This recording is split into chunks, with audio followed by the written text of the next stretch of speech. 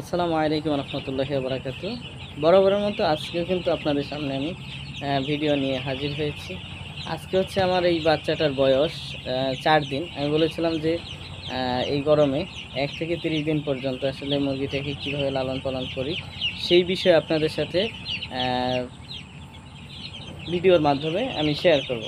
তো আজকে যেহেতু আমার মুরগিটার 4 দিন বয়স, বলেছিলাম 1 থেকে 4 দিন বা 3 দিন পর্যন্ত আমরা যে মেডিসিনটা ব্যবহার করি সেইটা সম্পর্কে।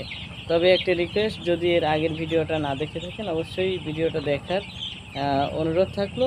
অবশ্যই ভালো করে ক্লিয়ারভাবে বুঝতে পারবেন। এখন এই গরমের দিনে আমরা চতুর্থ দিন থেকে আমরা যেইভাবে শুরু করি লালন পালন করা সেইটা আপনাদের সাথে শেয়ার করব।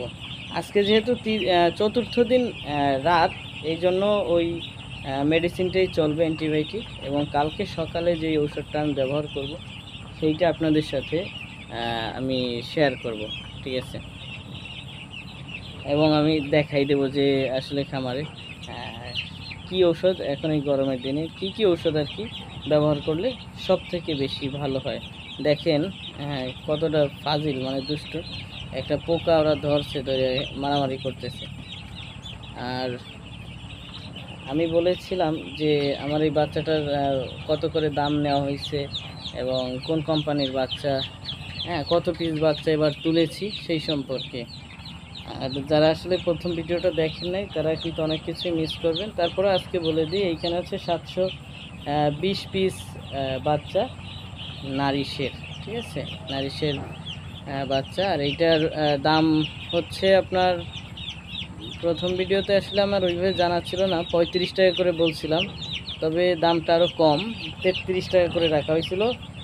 18 তারিখ কিন্তু আমরা এই বাচ্চাটা তুলছিলাম এবং বাচ্চাটার গ্রোথ কিন্তু মাশাআল্লাহ অনেক ভালো, ঠিক আছে? দেখেন চতুর্থ দিন, 4 দিনের দেখেন সব কিন্তু অ্যাক্টিভ বাচ্চা। এই দেখেন দৌড়ে চলে এসে এর কাছে, দেখছেন? আলহামদুলিল্লাহ অনেকটা মানে সতেজ বাচ্চা, এই যে সবগুলো চলে এসছে।